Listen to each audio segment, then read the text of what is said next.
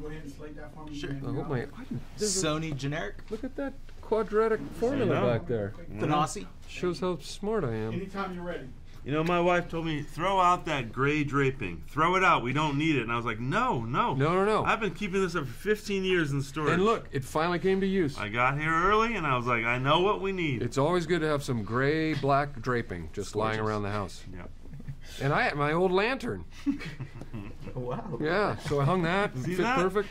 Your wife said, throw that out. And I'm like, honey, this is going to come in use. And sure, I cannot wait to rub it in her face when I get home. Guess what? That old lantern that you said was useless? There it is. You don't think gray draping is going to be the main topic of conversation at dinner tonight? Just get ready. I'm going to put it around myself as I walk in the door. Oh. Guess what I did with this today? Yeah. Use it for my press junket. Uh-huh. Well, this is a perfect first question then. Yes. It's been 10 years since you guys started a movie together. What's Remember it those like? 3 leatherback tall chairs we almost threw out? Well, I rented a little U-Haul. I was here 6 in the morning. Unloaded them with a hand dolly. Boom. Shined them up. Continue. What's it been like reconnecting on this movie after 10 years? Well, you can see it's a nightmare. You know, it's just one dull conversation after another. It's great. Come on, we're having a great time. You know, if you can engineer a job where you get to work with your actual friends, it's a great thing. It's not I highly recommend it. Yes. Fantastic. And we actually work together. We're So you guys are friends. There you go. And you work together? Since we were 11? Yeah. 11. Wow. 5th grade? Yeah. Right? Yeah. Wow, you've been doing junkets since you were 11 years old. You guys just had a passion for junkets when you were in elementary school.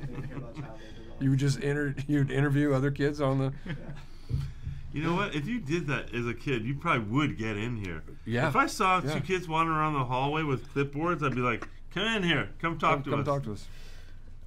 Tell us a little bit about the story. What's the mystery Holmes and Watson are trying to solve? Well, it's one of the more puzzling mysteries of all time. It's a mystery that Holmes can't solve for the first time ever, and he's mistakenly, his arch enemy Moriarty. Yes, Moriarty, who's been captured, but it turns out it's his doppelganger, or at least that's what Sherlock Holmes thinks, and he releases them, much to the chagrin of Scotland Yard. Yes. So it's the greatest unsolved mystery of Sherlock Holmes' career. Great. Describe the relationship Holmes and Watson have in this movie. It's a different relationship than we've seen before. Are you familiar with the term codependent? They work through a lot of stuff in their relationship in this movie. And all the while, devoted to Sherlock Holmes, seeking his approval at the same time. And burnishing his legacy. Holmes is oblivious to all of it on some level, only to kind of, come full circle and realize how he's taken this friendship and his expertise for granted. Like he's done to you. Yes. You know? Great. What can audiences expect from this movie? Well, I don't know. What can they expect? Christmas joy and merriment. Yeah. You can expect a couple laughs. You can expect, if you like Sherlock Holmes, you can expect some really hilarious inside jokes regarding the canon of Sherlock Holmes.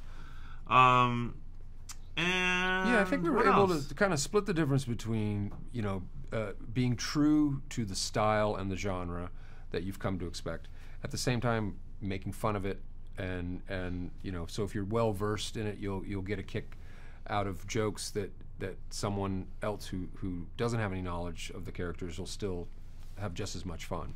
And it's set in a richly detailed period setting that's done as well as a movie company can do it. We didn't shortchange that just because it's a comedy. The movie's really rich and great to look at, and it has a lot of ridiculous jokes in it. And we sing. Musical number. Spoiler alert. Spoiler alert. Great. I mean, the next question is, what makes it the perfect holiday movie?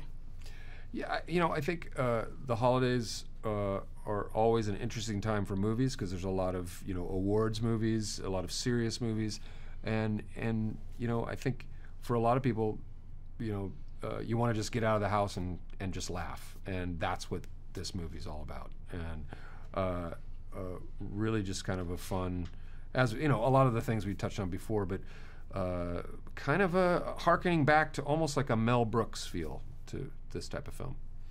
Great. Describe your perfect holiday morning, whether it be Christmas, Hanukkah, or whichever holiday you might be celebrating this season. Well, my perfect Hanukkah morning is when I wake up and I realize, hey, it's Hanukkah. I have to wish my Jewish friends happy Hanukkah today. That's like my perfect Hanukkah, that kind of morning, where I remember that it's Hanukkah. My perfect Christmas morning? Christmas morning is, well, I go out into my backyard, and if there happens to be a goose out there, I slaughter it and get it ready for a Christmas dinner.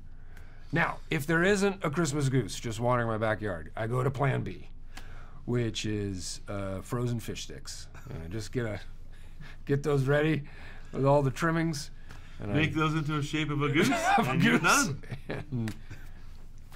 That was great. Yeah. Fantastic. Toothpicks and, you know. And little Vienna sausages.